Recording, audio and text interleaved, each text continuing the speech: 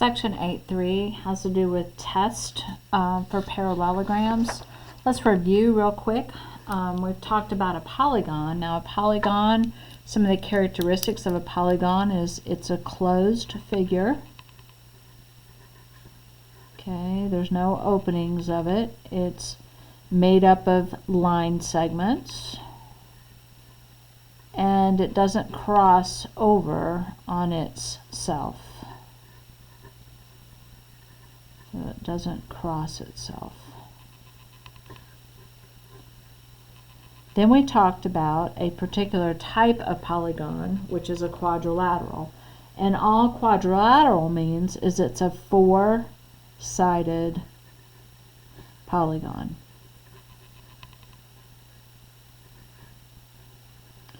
Okay, now what we're going to do today is we're going to talk more about the parallelogram. We've talked about it some, and we're going to continue to use the parallelogram. So we want to talk about some of the characteristics of the parallelogram. And so we talked about that opposite sides are both parallel and congruent. We talked about the fact that opposite angles are congruent. We talked about the fact that consecutive angles are supplementary.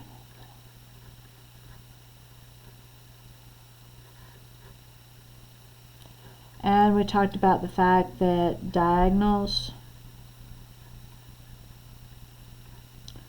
bisect each other. So what we're going to do in this section is we're going to basically talk about shortcuts of how to prove that something is a parallelogram or a test for a parallelogram. Obviously we don't want to have to prove all of this, so we want to look and see if there's shortcuts. So here are a few of the shortcut tests for a parallelogram. If both pairs of opposite sides of a quadrilateral are congruent, then the quadrilateral is a parallelogram. So if this is congruent to this and this is congruent to this, then I know that that shape is a parallelogram. If both pairs, a second one, if both pairs of opposite angles of a quadrilateral are congruent, actually this should have, yeah, both pairs of opposite angles are congruent. So this is talking about the angles. If that's congruent to that, and this is congruent to that, then I can assume that this is a parallelogram. Now you don't have to have both. You just have to be able to, if I prove this, it's a parallelogram. If I prove this, it's a parallelogram. Here's a third one. If the diagonals of a quadrilateral bisect each other, remember the diagonals are from corner to corner, so if they bisect, then they cut each other in half. So that would be congruent to that, and that would be congruent to that. Then the quadrilateral is a parallelogram. The fourth one, if one pair of opposite sides of a quadrilateral is both parallel and congruent, then the quadrilateral is a parallelogram. So if I go, I know that those two are parallel, and I also know that those two are congruent, then I've proved that it's a parallelogram. So those are four shortcut tests for proving that something is a parallelogram.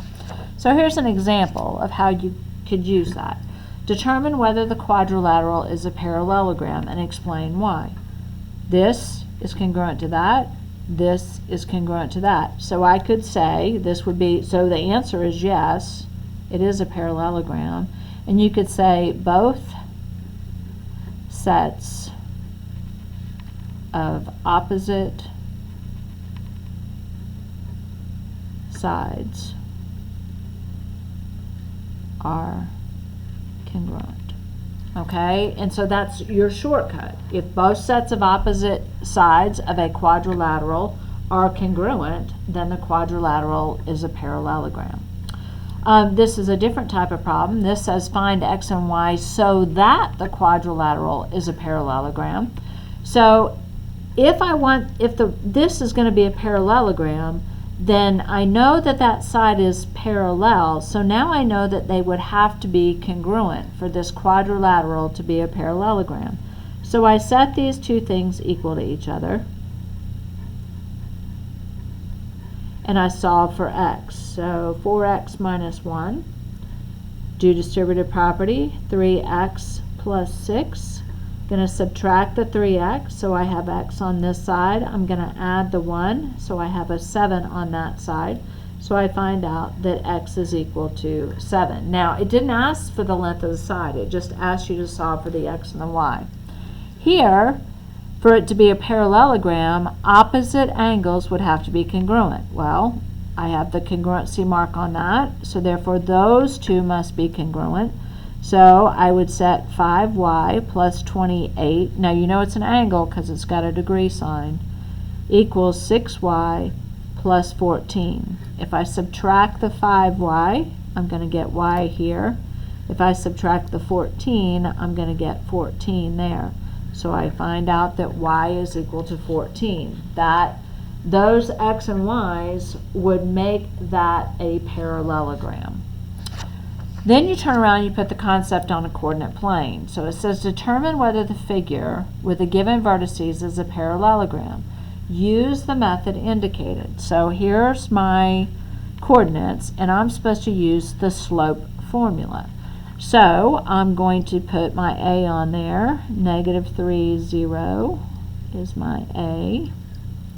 My b is -1, 3. If you want to, you can go ahead and put the measurements there. It might make it better, the ordered pairs. Okay, 3, 2 would be your C. And D is 1, -1. So there's my shape. Now, it looks like it's a parallelogram, but they want you to prove it using the slope formula. Well, remember slope, for them to be parallel lines, the slope must be the same.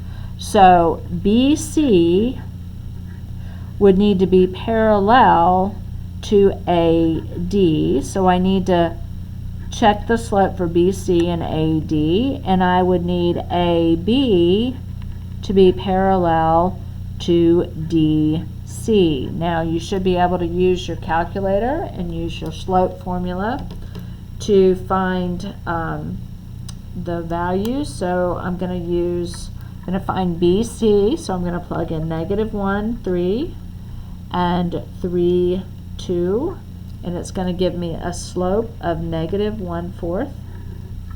Then I'm going to find AD, so I'm going to plug in -3, 0, and 1, -2, and that gives me a, I might have plugged that in wrong.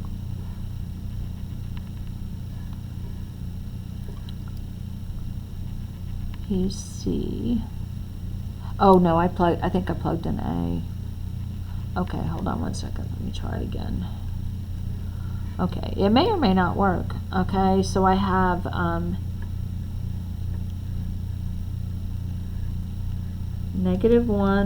Oops, still didn't do it right.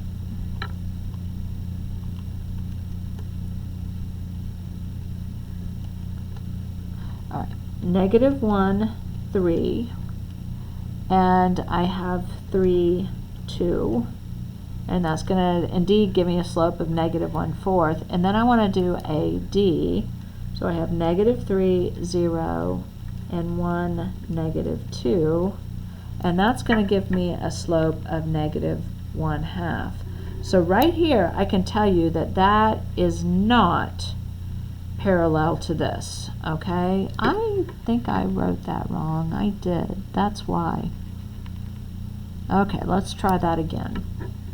Okay, I'm going to do -3, 0, and 1, -1, and that's going to give me -1/4. Okay, so I know that this is parallel to this, and then I've got to try the other two sides, still using my slope formula. So negative 1, 3, and negative 3, 0 is going to give me a 3 over 2 right here. And then I'm going to do this side right here. So I have 3, 2, and I have 1, negative 1. And that's also going to give me 3 over 2. So therefore I know that that side is parallel to that side. And if both sets of opposite sides are parallel, then we know that we have a parallelogram. Okay, let's try this one. This one you're going to do, it's very similar, but they want you to use the slope and the distance formula. So I'm going to put this on the coordinate plane. I have a negative 3, negative 1, which is A. I have a negative 1, 3, which is B. I have a 3, 1, which is C.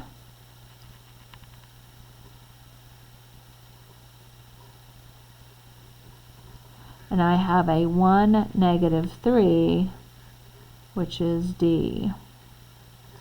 Now, it says to use the slope and the distance.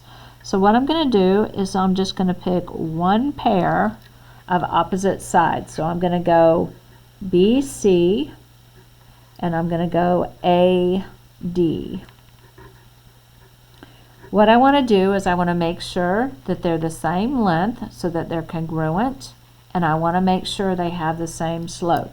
So first I'm going to check the slope, and I'm going to use the slope formula again on my calculator. So BC slope is negative 1, 3, and C is 3, 1, and I get a slope of negative 1/2. And then for AD, I have negative 3, negative 1, and I have 1, negative 3, and I get a slope of negative 1/2. So according to, they have the same slope.